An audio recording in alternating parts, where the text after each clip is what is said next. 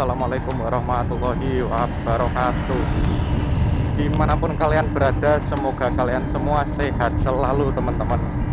Dan ini aku pengen sharing dikit teman-teman. Ini aku tadi habis naik W175 dan ternyata bensinku habis di jalan teman-teman. Ngoco teman-teman. Nah oke, ternyata bensinku habis di jalan. Dan gimana mas kalau habis di jalan nggak ada indikatornya? Caranya itu teman-teman, kalian itu ada tuas reservoir, itu kalian puter aja teman-teman tuasnya. Kan ada tuas bensin itu ada on, off sama fuel, on off sama reservoir teman-teman. Nah itu kalian puter aja ke res teman-teman. Itu kalian ada cadangan bensin 1,5 liter, 1,5 atau 1 liter gitu kalau nggak salah teman-teman. Kalian coba komen aja di bawah kalau kalian lebih tahu ya. Dan ini tadi aku isi full 100.000 teman-teman. Nggak full banget sih, cuman ya udah lumayan kelihatan lah ya teman-teman. 100.000 itu di tangkinya itu lumayan agak penuh gitu. Sebelumnya itu aku juga ngisi 100.000 teman-teman. 100.000 itu tapi dalam kondisi tuas reservoirnya itu on teman-teman. Jadi reservoirnya itu juga kosong. Nah sekarang aku isi ulang W175 ini itu di kondisi tuas reservoirnya itu, di kondisi bensin cadangannya itu udah keisi bensin teman-teman. Dan ya nggak tahu ini nanti dapat berapa liter teman-teman. Kalau sebelumnya itu kan aku dapat 260 km teman-teman. Di 260 km itu bensinnya habis, tapi reservoirnya itu masih ada cadangan bensinnya. Nah ini kita nggak tahu nanti ya, mungkin next akan aku update.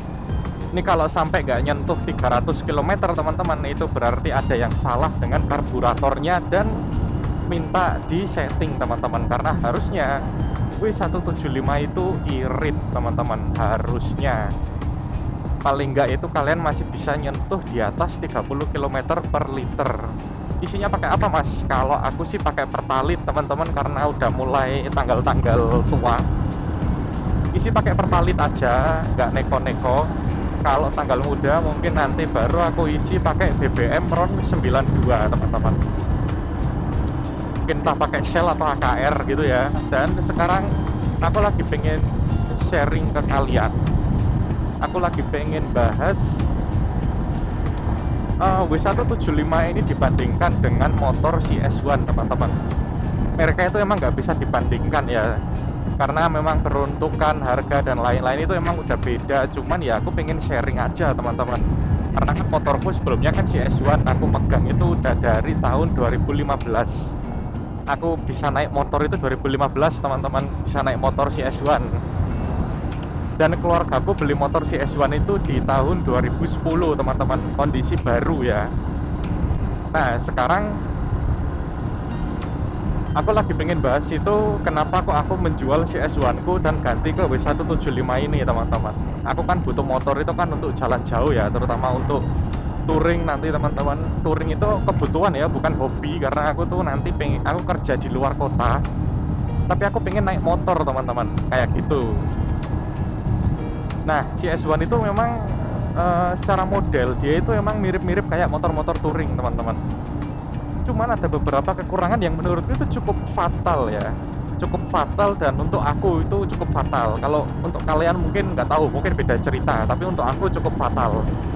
Apa itu teman-teman? Yaitu ketersediaan part dan bengkel yang jarang mau nerima CS1 teman-teman. Itu aku beberapa kali pernah menemui bengkel-bengkel itu nggak mau nerima CS1, dan dia itu cuman mau kalau servis-servis ringan kayak sekadar ganti oli, servis kaki-kaki, mungkin kayak rantai dan lain-lain, itu mereka masih mau teman-teman. Tapi kalau udah masuk ke bongkar-bongkar mesin, itu mereka banyak yang skip, nggak mau. Karena apa? Karena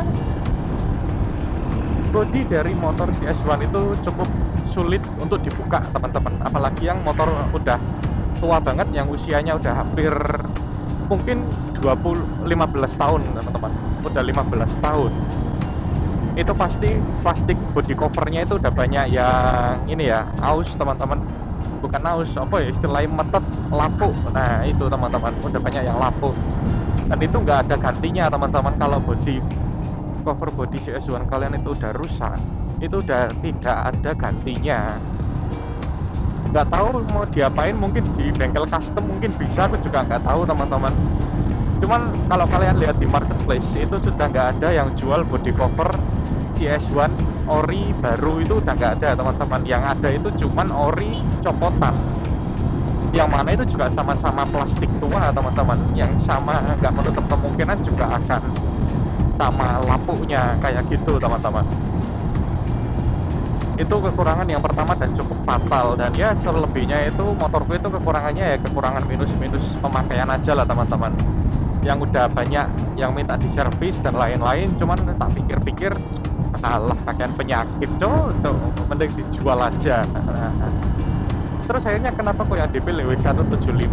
Ya jelas tentunya karena dia secara perawatan itu lebih gampang daripada CS1 teman-teman. Semua bengkel pasti bisa servis W175, tapi nggak semua bengkel bisa servis CS1. Itu salah satu poinnya teman-teman. Terus yang kedua adalah ketersediaan part W175 ini jauh lebih gampang teman-teman, karena ini W175 ini bisa dibilang sebagai motor kanvas teman-teman. Motor kanvas itu alias motor yang bisa kalian modif seenak jidat kalian, itu W175 teman-teman.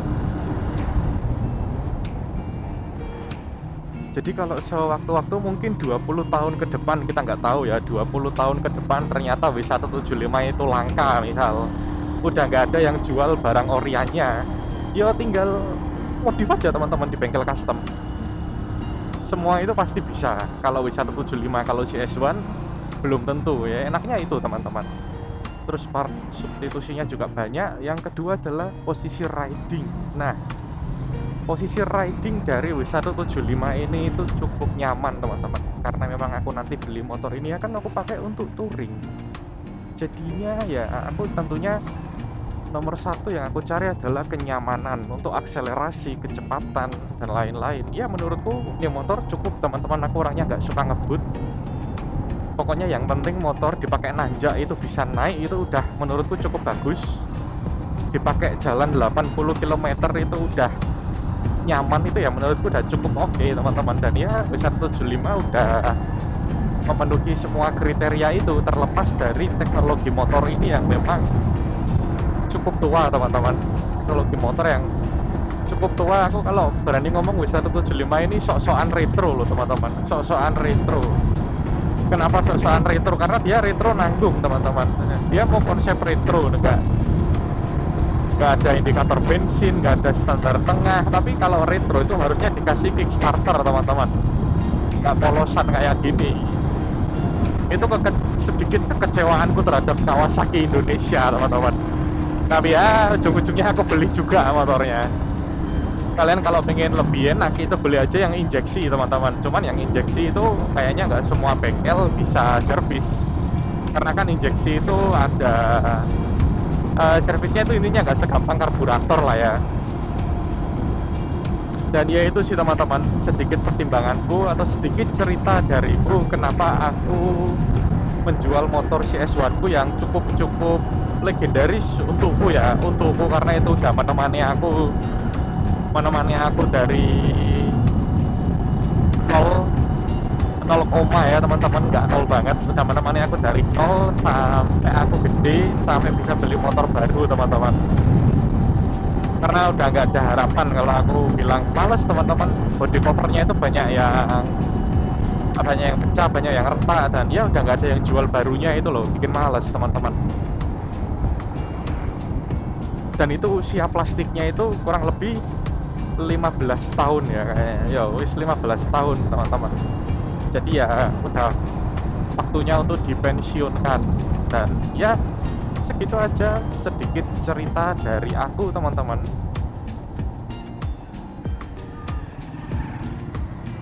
Buat kalian user-user W175 ataupun user-user CS1 yang pengen sharing pengalaman, boleh banget kalian komen di bawah teman-teman. Kalian share pengalaman kalian kayak gimana, kita berdiskusi di kolom komentar. So Sekian saja video kali ini udah mau hujan teman-teman. Oke, wassalamualaikum warahmatullahi wabarakatuh.